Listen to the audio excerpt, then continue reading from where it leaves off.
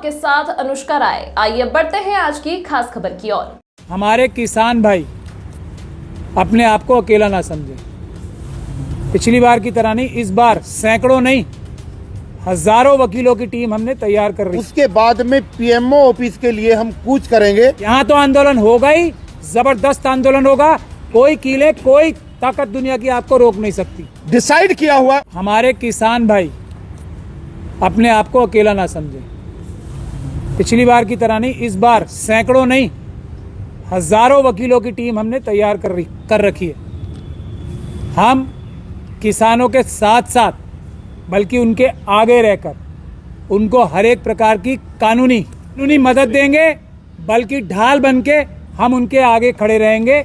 और ये जो इलीगल काम, क्राइम्स पुलिस के माध्यम से, ये भ्रष्टाचारी पुलिस के अफसरों के माध्यम से अमित शाह साहब और मोदी जी करा रहे हैं, उसके खिलाफ भी हम कानूनी कार्रवाई करेंगे। आप लोग बिल्कुल निश्चिंत रहें। कुछ भी, ये आपकी नहीं हमारी जिम्मेदारी है आपको कानूनी मदद देना। सैकड़ों नहीं हजारों वकील हमने तैयार कर रखे हैं। पहली बात ये।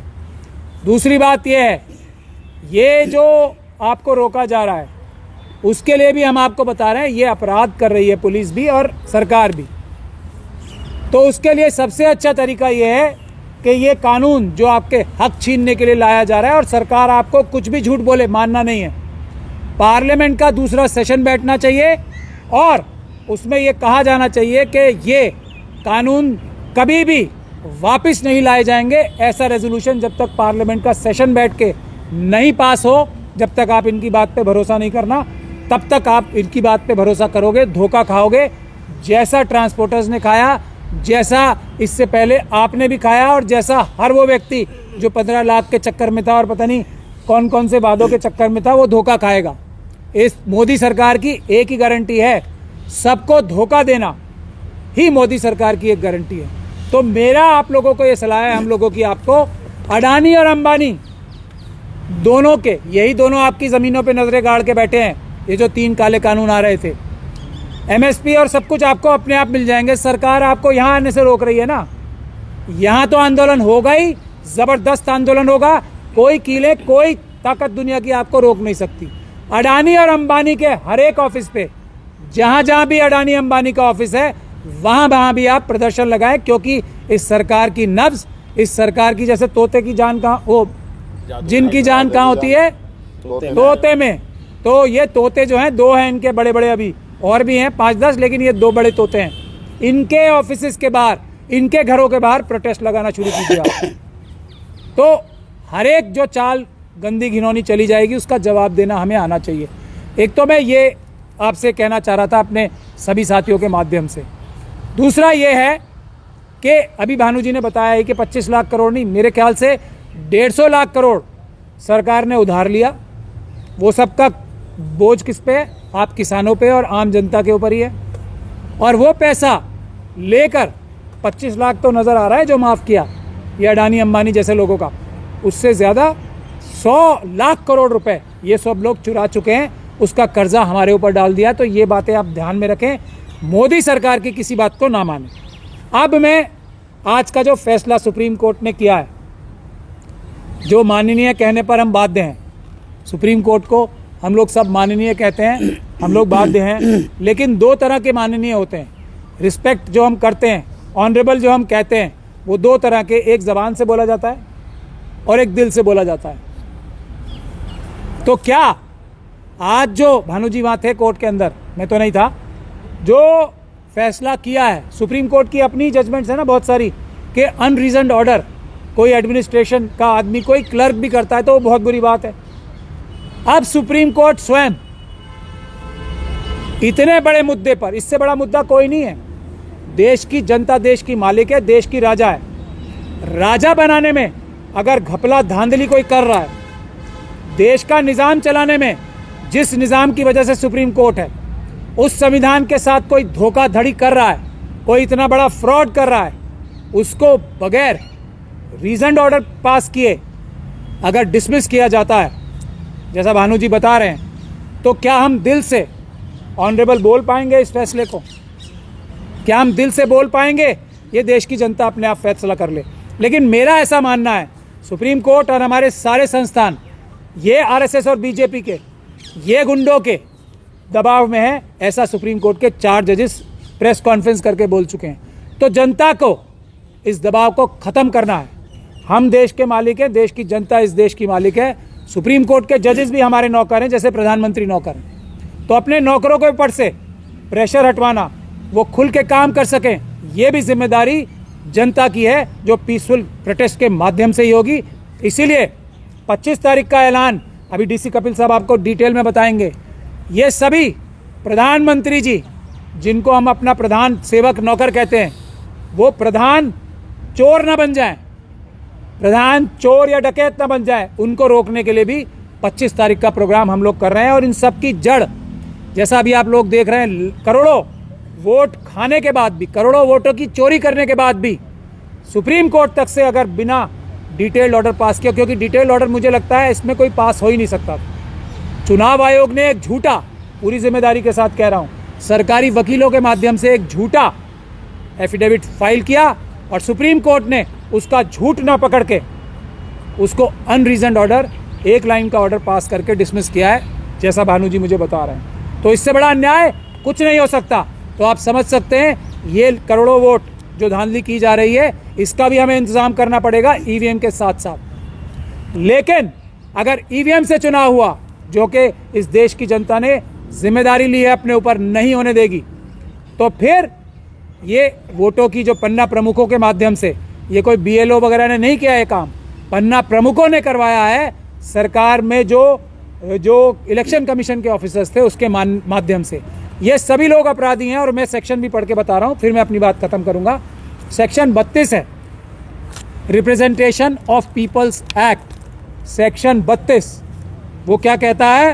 Breach of official duty in connection with preparation etcetera of electoral rolls, यानी कि जो ये इलेक्टोरल रोल्स बनाने की, इलेक्शन की लिस्ट बनाने की, वोटर लिस्ट बनाने की जिम्मेदारी सिर्फ और सिर्फ किसकी है? इलेक्शन कमीशन की। इलेक्शन कमीशन का हर अधिकारी 6 महीने से लेकर 2 साल की सजा, मिनिमम 6 मंथ, 2 साल की सजा भुगतेगा जिसने ये फ्रॉड किया है। मैं आपको पढ़ के सुना रहा हूँ। If any electoral registration officer, assistant electoral registration officer or other person required by or under this act to perform any official duty in connection with preparation, revision or correction of electoral rolls or inclusion of or exclusion of any entry in or from that roll is without reasonable cause guilty of any act or omission in breach of such official duty, he shall be punishable with imprisonment for a term which shall not be less than 3 months but which may extend to 2 years or with fine। ये 6 महीने कम से कम और 2 साल की सज़ा, 2 साल तक सज़ा तब है जब एक वोट में कुछ गड़बड़ी कर दी हो। एक वोट में, यहाँ करोड़ों वोटों में धांधली की है। हर एक इलेक्शन कमीशन का ऑफिसर ध्यान से सुन ले, 1 वोट के लिए 6 महीने की सज़ा है मिनिमम। अगर 100 वोट में धांधली की होगी ना इलेक्शन के ऑफिसर ने, जो जिम्मेदार है इस काम का, तो 100 मल्टीप्लाइड बाय 6 महीना, ध्यान से सुन ले, 6 महीने की सज़ा नहीं है सिर्फ। तो ये ध्यान से उम्र कट जाएगी जेलों में, अभी भी टाइम है, उसका भी प्रावधान है। आप लोग जब तक नॉमिनेशन फाइल नहीं हो जाते, ये सारे इलेक्शन कमीशन के ऑफिसर सुन ले मेरी बात ध्यान से, हम लोग कहते हैं वो करते भी हैं। उम्र निकल जाएगी, उम्र कैद से कम सज़ा नहीं होगी एक भी इलेक्टोरल ऑफिसर को, इलेक्शन कमीशन के ऑफिसर को, उम्र गुजर जाएगी जेलों में। अभी जाके टाइम है, जब तक नॉमिनेशन फाइल नहीं होता तब तक का टाइम है हर एक इलेक्शन ऑफिसर के पास। छोड़ेंगे नहीं हम, एक को भी नहीं छोड़ेंगे, उम्र कैद होगी सबको। ध्यान रख लें इस बात को और जाके आज से जुट जाएं, अभी बहुत टाइम है। सारे जो गड़बड़ धांधली की है ना पन्ना प्रमुखों के कहने से, आरएसएस के लोगों के कहने से, उसको ठीक कर लें, उम्र कैद से बचेंगे, ये मैं बता रहा हूँ। नहीं तो उम्र कैद से कम सज़ा नहीं होने देंगे हम, इस बात को ध्यान रख ले। बाकी हम सब लोगों को यही कहना है कि बहुत जल्दी आप लोगों को, जो पॉलिटिकल पार्टीज़ भी हैं, उनका सहयोग भी इस आंदोलन से आपको नज़र आ जाएगा। ये एक अच्छी खुशखबरी है जो हम आप लोगों को देना चाहते थे। आप लोग तैयार रहिए, जनता के इस आंदोलन से, जनता की इस लड़ाई से ईवीएम को हटाने का मुहिम बहुत तेज हो चुका है। अब पेपर बैलेट से ही चुनाव होंगे। ये सब जो आपने फैसला किया है देश के मालिकों ने, देश की जनता ने, वो इम्प्लीमेंट आपके ये ईमानदार नौकर और सैकड़ों हजारों और ईमानदार नौकर जो जान हथेली पे लेके अपनी, आप देख रहे हैं ना, ईवीएम मशीनें निकाल के तोड़ी भी जा रही हैं और दूसरे काम हो रहे हैं, वो सब आपके ईमानदार नौकर हैं। एक आखिरी बात कह के मैं अपनी बात खत्म करूंगा। अब ये जो चोरी वाले इलेक्शन कमीशन के ऑफिसर्स आपके पास आते हैं ना मशीन दिखाने, उनको भगा दीजिए। उनसे बोलिए या तो ये मशीनें हमारे हवाले करो, हम ये ईवीएम हटाओ संयुक्त मोर्चा के जो 50 का चैलेंज है ना उनको देंगे और वो साबित करेंगे ये फ्रॉड है, वरना ये मशीनें हमें मत दिखाओ। उन लोगों को आप वहाँ से रफा दफा करें। ये हम आपसे आखिरी अपील करके आपको एक तरीके से गुजारिश भी कर रहे हैं कि ईवीएम मशीन दिखाने वाले अफसरों को आप लोग भगाएं। उनसे कहें या तो हमें मशीन दीजिए, हम मशीन हम लोगों तक पहुंचाएंगे, यानी कि आपके इन सच्चे नौकरों के पास पहुंचाएंगे और हम ये फ्रॉड साबित कर देंगे, वरना हमें अपनी शक्ल ना दिखाएं ईवीएम की मशीनें लेके। मैं धन्यवाद। मैं एक बात इसी में इसको रिकॉर्ड कीजिए, मैं वो करना चाहता हूँ। इन्होंने पन्ना प्रमुख की बात कही कि ये आरएसएस के जो पन्ना प्रमुख हैं, बीजेपी के पन्ना प्रमुख, उसके मैं बाकायदा इसको आपको सबूत के साथ सिद्ध कर रहा हूँ और ये हमने सुप्रीम कोर्ट की पिटीशन में भी लगा रखा था। ये है 9/8/2023 का एक नोटिफिकेशन है जो इलेक्शन कमीशन ने निकाला है। उसने कहा है the election commission of India has issued instructions dated 9/8/2023 for appointment of booth level agents BLAs by the recognized political parties in order to maximize the transparency in the process of preparation and revision of electoral roll and also to improve its fidelity। मतलब साफ साफ उन्होंने कहा कि recognised political party जो हैं वो अपने बूथ लेवल के एजेंट नियुक्त कर सकते हैं इस इलेक्टोरल रोल को बनाने के लिए, वोटर लिस्ट को बनाने के लिए। अगर आप एक व्यक्ति को अपॉइंट करेंगे एक विधानसभा में, एक वोटर एक उसके लिए, सो कितना पैसा लगेगा? कम से कम 10,000 रुपए। आप कैलकुलेट कर लीजिए, लोकसभा में कम से कम 20,000 पोलिंग बूथ है, देन कितना पैसा होगा? करोड़ों में जाएगा। तो कैसे कोई पार्टी करोड़ों रुपए केवल वोटर लिस्ट को ठीक करवाने में, इस जो सारी कार्रवाई करनी चाहिए थी इलेक्शन कमीशन को, उसमें भाग ले सकती है? कौन ले सकता है? केवल रूलिंग पार्टी। और आज की तारीख में आप समझते हैं कि बीजेपी के पास पैसे की कोई कमी नहीं है, देश को इतना लूटा है। सो उन्होंने ये सारी की सारी चीजें, फर्जी जो वोटें बनवाई हैं, उसके पीछे ये लोग हैं और इलेक्शन कमीशन ने बाकायदा उनको ये सुविधा उपलब्ध कराई है।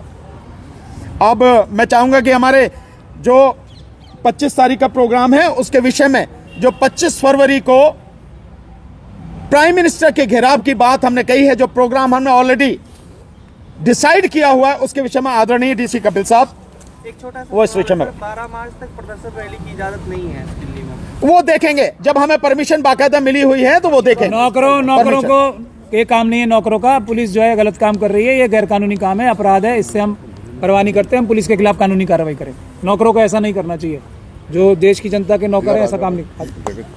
और महमूद पराजा साहब ने आपको बताया अलग अलग विषयों पर कि किसान आंदोलन में किस तरीके की हमारी भूमिका रहेगी और आज जो सुप्रीम कोर्ट में दुर्भाग्यपूर्ण स्थिति रही है उसका क्या स्टेटस रहा है, वो आपने सुना।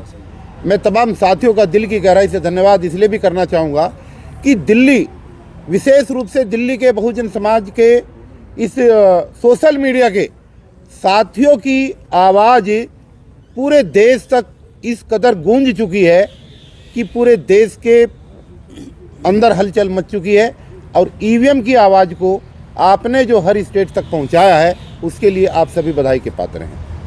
हमने पिछली प्रेस कॉन्फ्रेंस के माध्यम से आपको बताया था कि आने वाली 25 फरवरी को ईवीएम हटाओ संयुक्त मोर्चा की तरफ से दिल्ली में एक बड़ा प्रोग्राम होगा और उसमें इकट्ठा होने का हमने एक स्थान दिया था मंडी हाउस। लेकिन आपको ये सूचना के माध्यम से बताना जरूरी है कि मंडी हाउस में प्रॉपर एकत्रित और खड़े होने की जगह न होने की वजह से जो वार्तालाप हुई है, तो हमें दिल्ली पुलिस की तरफ से जो परमिशन हुई है वो जंतर मंतर की हुई है।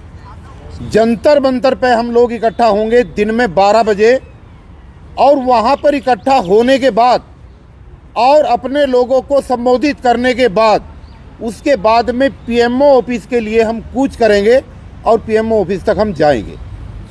तो पहले जो डिक्लेरेशन हुई थी, क्योंकि बहुत सारे साथी अलग अलग प्रदेशों से रोज़ टेलीफोन करते हैं और वो जानना चाह रहे थे सर परमिशन होगी या नहीं होगी, क्योंकि कई लोगों को ट्रेन के टिकट कराने हैं, कहीं को फ्लाइट के कराने हैं। तो जो भी पूरे देश के साथी आज इस प्रेस वार्ता की माध्यम से मेरी आवाज़ सुन रहे हैं, तो मैं उन सबसे अपील करता हूं कि आप डेट का कोई भी कन्फ्यूज़न दिमाग में ना रखें।